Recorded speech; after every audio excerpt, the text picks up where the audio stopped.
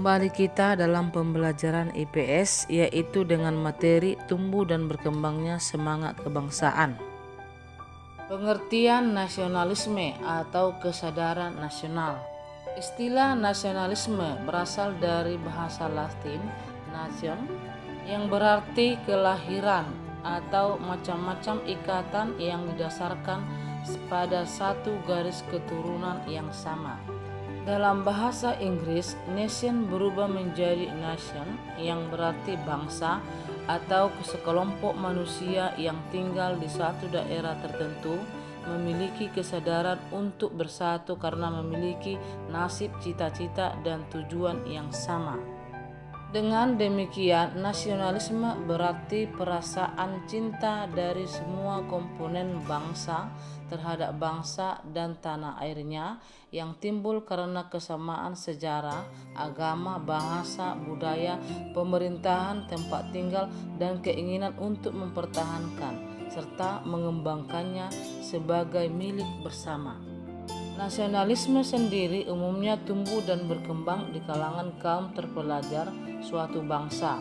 Nasionalisme di kalangan terpelajar ini tumbuh karena sejumlah alasan atau faktor. Pertama, kesadaran akan kesamaan politik yang disebabkan oleh penindasan atau penjajahan oleh bangsa lain atau oleh penguasa yang otoriter. Kedua, kesadaran akan kesamaan kultur seperti kesamaan ras, bahasa, tradisi, sejarah, dan budaya. Ketiga, kesadaran akan persamaan fisik seperti tanah air dan geografis. Keempat, kesadaran akan kesamaan agama dan ideologi. Pengaruh perluasan kekuasaan kolonial Barat. Kekuasaan kolonial Barat di Indonesia pada umumnya hanya ingin mendominasi perekonomian. Di kemudian hari, kaum kolonial juga berusaha mendominasi wilayah Indonesia secara politik. Akibat dari perluasan kekuasaan kolonial Barat ini, rakyat Indonesia menderita kemiskinan dan keterbelakangan. Penjajahan dan penindasan beratus tahun yang dilakukan penjajah Barat itu akhirnya menimbulkan kesadaran bagi bangsa Indonesia. Hal ini dicapai melalui pendidikan setelah pemerintah Belanda mengeluarkan kebijakan politik etis. Politik etis. Politik etis adalah kebijakan pemerintah kolonial Belanda sebagai balas budi terhadap kemakmuran Belanda yang berasal dari Hindia Belanda atau Indonesia. Politik etis sendiri berawal dari anjuran Van Deventer atau politikus Belanda dan Peter, wartawan koran. Kebijakan politik etis terdiri dari 1. Irigasi, pembangunan dan perbaikan pengairan dan bendungan untuk pertanian. Yang kedua, emigrasi atau pengorganisasian perpindahan penduduk atau transmigrasi. Yang ketiga, edukasi adalah penyelenggaraan pendidikan. Pengaruh perkembangan budaya Barat. 1. Pemerintah Belanda secara lambat laun mendirikan sekolah-sekolah. Kedua, mula-mula sekolah yang dibuka terbatas sampai tingkat rendah saja. 3. Baru dalam dasawarsa kedua abad ke-20 dibuka sekolah tingkat menengah. Sejak tahun 20-an dibuka pula lah sekolah tingkat tinggi.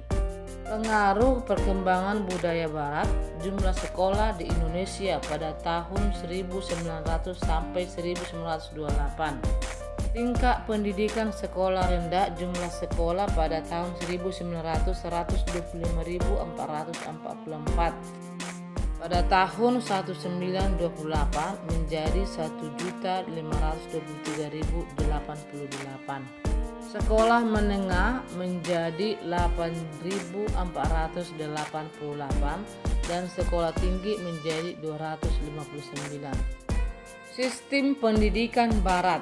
Sistem pendidikan Barat dilaksanakan harus disesuaikan dengan karakteristik masyarakat Indonesia, terutama mengenai bahasa, pengantar maupun sistem pengajarannya. Pada masa itu ada 4 kategori sekolah, yaitu 1. Sekolah Eropa yang sepenuhnya memakai model sekolah negeri Belanda. Ini tipe 1. 2. Sekolah bagi pribumi yang memakai bahasa Belanda sebagai bahasa pengantar. Ini tipe 2.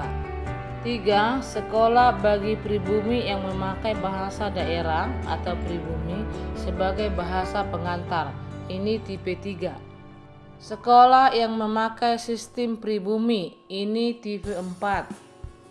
Sistem pendidikan barat, sistem pengajaran kolonial ketiga dibagi dalam 2 jenis, yaitu pertama pengajaran pendidikan umum, yang kedua pengajaran kejuruan. Sekolah-sekolah swasta. Di samping sekolah-sekolah yang diselenggarakan pemerintah kolonial, muncul pula sekolah-sekolah swasta. Contohnya taman siswa dan sekolah-sekolah lain yang diselenggarakan komunitas agama tertentu seperti Muhammadiyah atau Islam, Musi atau Katolik, dan Jending atau Kristen. Inilah gambar para pengurus taman siswa. Pengaruh perkembangan pendidikan Islam.